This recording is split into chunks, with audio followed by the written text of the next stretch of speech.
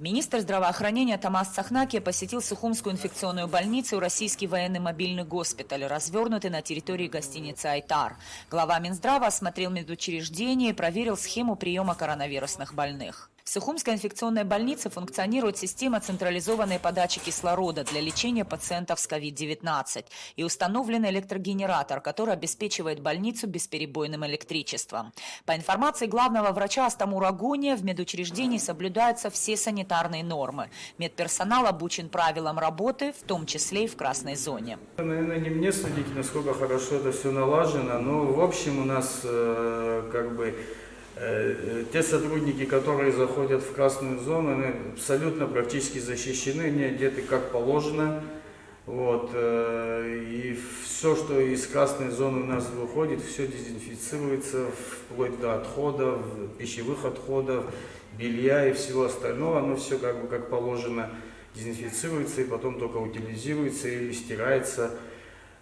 Сотрудники на выходе, естественно, тоже все обрабатываются как положено, и в том числе больные, которые выписываются, их вещи личные, это все дезинфицируется, обрабатывается, и только потом выписывается больные. Тяжелая обстановка, естественно, много больных, и почему-то в последнее время такая категория тяжелых больных поступает уже тяжелые, то есть с низкой сатурацией, с дыхательной недостаточностью.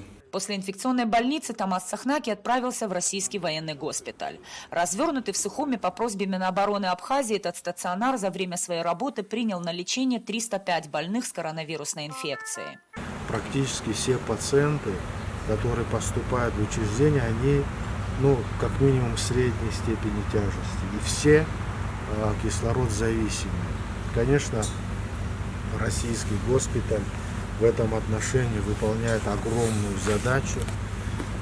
Здесь в среднем пациентов не менее 50, до 60-70 человек. Причем, еще раз повторюсь, это больные именно средне-тяжелые и тяжелые. Практически вся реанимация, она заполнена, выполняется огромная работа.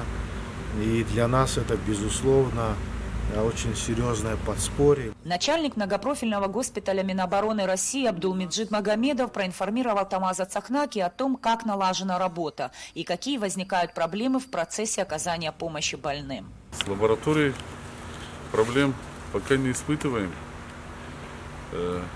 ПЦР в полном объеме работаем, нагрузку инфекционной больницы тоже берем на себя. И амбулаторно люди, которые обращаются, не отказываем, всем стопроцентно проводим. В этом плане тоже система налажена, взаимодействие с Министерством здравоохранения, с вашими подчиненными на высшем уровне. Скажите, пожалуйста, проблемы с производством биохимических анализов, дедимер, прокальцитонин, если появляются больные, которым нужно эти анализы, тут же взаимодействие с Министерством здравоохранения тоже решаем. А так анализатор наш работает. Те наименования, где у нас не проблем получается. Нет, что проблем не нет, принимали? Нет, Да? такого нету. Если эти проблемы были бы, я тут же позвонил бы лично вам, поэтому никаких проблем в плане обеспечения, в плане работы нету. Взаимодействие со всеми главврачами тоже осуществляется. Обмен опытом тоже постоянно идет. Директор пансионата «Айтар» Тимур Адлеибов в свою очередь рассказал министру о том, какие условия созданы для медиков российского военного госпиталя. Что касается обеспечения условий пребывания здесь пациентов, свет, горячая, холодная вода, тепло, это мы все обеспечиваем бесперебойно, несмотря на проблемы, которые с электричеством в последнее время и с водой. У нас здесь свой генератор, своя скважина, то есть пациенты никак этих проблем здесь не ощущают. С питанием тоже никаких проблем. Людям, которые нуждаются в диете, то есть это люди с диабетом, мы под них тоже подстраиваемся, у них отдельное меню, никаких жалоб, никаких проблем у нас в этом плане.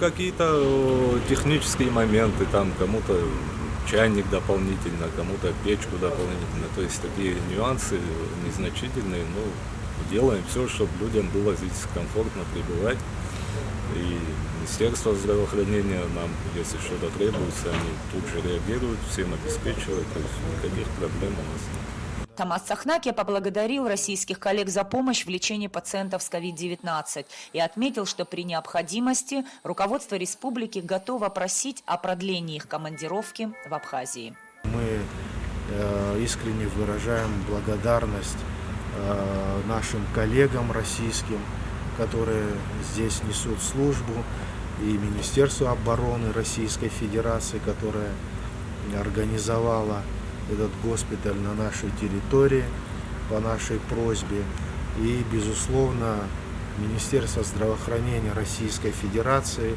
которое оказывает нам очень большую всестороннюю поддержку, в том числе направляя бригады, сводные отряды специалистов разных направлений для работы в Центральном Гудаутском ковидном центре. И я уверен в том, что эта работа наша совместная, она будет продолжаться до, как говорится, последнего пациента, пока мы его не выпишем здоровым домой. Абдул Магомедович неоднократно это подчеркивал, и это позиция любого доктора — сделать все необходимое для того, чтобы пациент, даже находясь в тяжелом состоянии, значит, выздоровел и ушел домой. Надеюсь, что все наши усилия, они принесут свои хорошие результаты.